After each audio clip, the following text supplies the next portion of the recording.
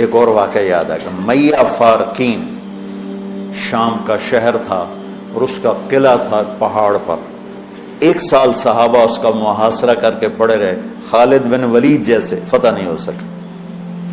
تو خالد بن ولید رضی اللہ تعالیٰ نے اعلان فرمایا کہ سارا لشکر روزے رکھو کہ اللہ اس کو ہمیں فتح کروا دے. پہلے دن روزہ رکھا گیا. خالد بن ولید افطاری کے لیے خیمے میں آئے تو افطاری کوئی نہیں تھی. تو ان کو خیال آیا غلام میرا بیمار ہوگا. انہوں نے پانی پی کے روزہ افطار کر لیا. اگلے دن پھر ان کو خیال آیا, اگلے دن آئے تو پھر افطاری کوئی نہیں. پھر ان کو خیال آیا کہ غلام بیمار ہوگا, پانی پی کے افطاری کر لی. تیسرے دن پھر افطاری کوئی نہیں تو اس کو بلا لیا. کہا بھائی خیریت ہے, آپ بیمار ہیں؟ کہا جی نہیں. کہا میری افطاری نہیں ملتی مجھے. کہا جی میں تو روز رکھتا ہوں. کدھر؟ کہا جی خیمے میں. کہاں چلی جاتی؟ کہا جی مجھے کیا خبر, میں تو رکھ کے چلا جاتا ہوں. کہا اچھا آج پہرا دیں. تو جب اس نے لا کے افطاری رکھی اور یہ ایک طرف چھپ کے بیٹھ گئے تو ایک کتا آیا اور خیمے کے پیچھے سے وہ گھسا اور وہ جو روٹی پڑی تھی اس کو منہ میں ڈالا اور بھاگ پڑا. خالد بن ولید فرمانے لگے یہ کچھ اس کے پیچھے راز ہے. انہوں نے کتے کے پیچھے دوڑ لگا دی اور کتا آگے آگے, خالد بن ولید پیچھے پیچھے. تو وہ کتا ایک ندی سی تھوڑا تھوڑا پانی والی ندی میں گھسا, وہ بھی گھسے. آگے ایک چھوٹا سا سوراخ تھا, اس میں گھس گیا. خالد بن ولید لمبا قد اور پتلے جسم کے تھے, دیکھنے میں لگتے تھے جیسے کوئی مکے دی مار ہیں لیکن انہوں نے پہاڑوں کو راستے سے ہٹا دیا. سیف اللہ, اللہ کی تلوار.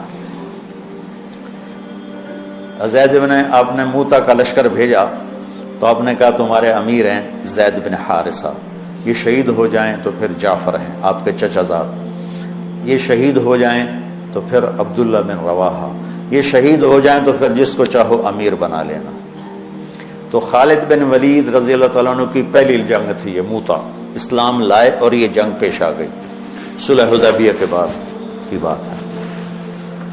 تو یہ موتا اردن میں ہے, میں وہاں 2-3 دفعہ گیا ہوں, 2 دفعہ گیا ہوں. زید بن حارثہ شہید ہو گئے تو جعفر تیار کیوں کہتے ہیں ان کو؟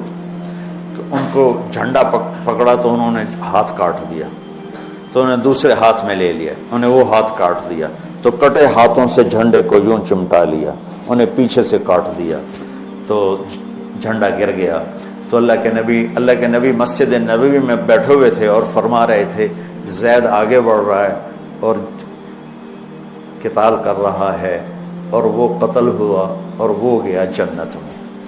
پھر آپ نے فرمایا اب جھنڈا جعفر نے اٹھایا ہے اور وہ آگے بڑھا ہے, اس کے دونوں ہاتھ کٹے اور وہ گرا اور وہ گیا جنت میں, اور اس کے دونوں ہاتھوں کے بدلے میں اللہ نے جعفر کو 2 پر دے دیے ہیں جس سے وہ جنت میں اڑتا پھرتا ہے.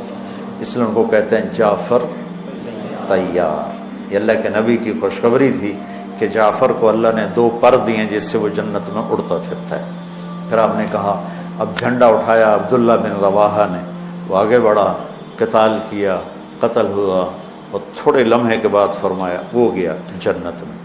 جھنڈا گر گیا, اب کوئی اٹھانے کی ہمت نہیں رکھتا.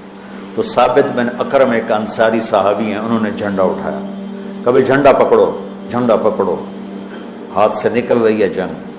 تو لوگوں نے کہا تو ہی پکڑ لے, تو بدری آدمی. ثابت بن اکرم بدری صحابہ, کہا بھائی میرے بس کا نہیں ہے, کسی اور کو پکڑاؤ. تو افرا تفری میں کس کے منہ سے نکلا خالد کو پکڑاؤ, وہ نہیں پتا جا, شور شرابہ تھا. تو کسی نے کہا خالد کو پکڑاؤ, یہ کہنا تھا کہ سب نے کہا خالد کو دو, خالد کو دو. اب اللہ کے نبی خاموشی سے اوپر دیکھ رہے ہیں, سے سامنے سناٹا اور ادھر یہ ہو رہا ہے. تو آخر سب نے کہا خالد تو جھنڈا اٹھا. وہ کہنے لگے میں تو نیا مسلمان ہوں اور میری پہلی جنگ ہے, بابا کسی پرانے آدمی کو دو. تو سمجھ گئے تو ہی لے, تو ہی لے, تو ہی لے. تو خالد نے ایک ہاتھ میں جھنڈا پکڑ کے دوسرے ہاتھ سے جب یوں تلوار لہرائی نا, تو میرے نبی نے فرمایا اب اللہ نے اپنی تلواروں میں سے ایک تلوار کو نکال لیا ہے. سیف اللہ, سیف اللہ.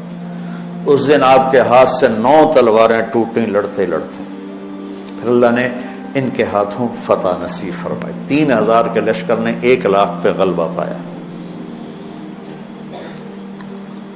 پانی پڑھو۔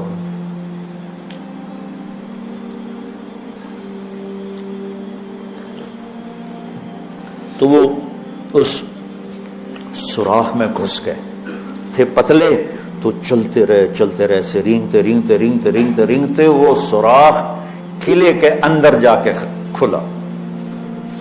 اللہ نے روزے کی برکت سے ایک کتے کے ذریعے سے راستہ دکھا دی۔ تو حضرت خالد بن ولید نے کہا بھائی 100 آدمی تیار ہو جاؤ، پتلے پتلے، آج رات فتح ہے انشاءاللہ۔ تو ان کو لے کے گھسے، صرف 88 اندر جا سکے، 12 ذرا تھوڑے سے ہیوی تھے وہ نہیں گھس سکے، تو 88 آدمیوں کو لے کر وہ اس سوراخ میں سے رینگتے ہوئے قلعے میں داخل ہوئے اور جا کے حملہ کیا، اور اللہ نے دروازہ کھول دیا، اللہ نے فتح نصیب فرمائی۔ تو روزہ اور نماز دنیا اور آخرت کے کام بنانے کا وسیلہ اور ذریعہ ہے، اگر ہم اس کو یقین کے ساتھ کریں۔ جب مشکل پیش آئے اپنا ظاہری سبب بھی اختیار کرو اور نماز بھی پڑھو۔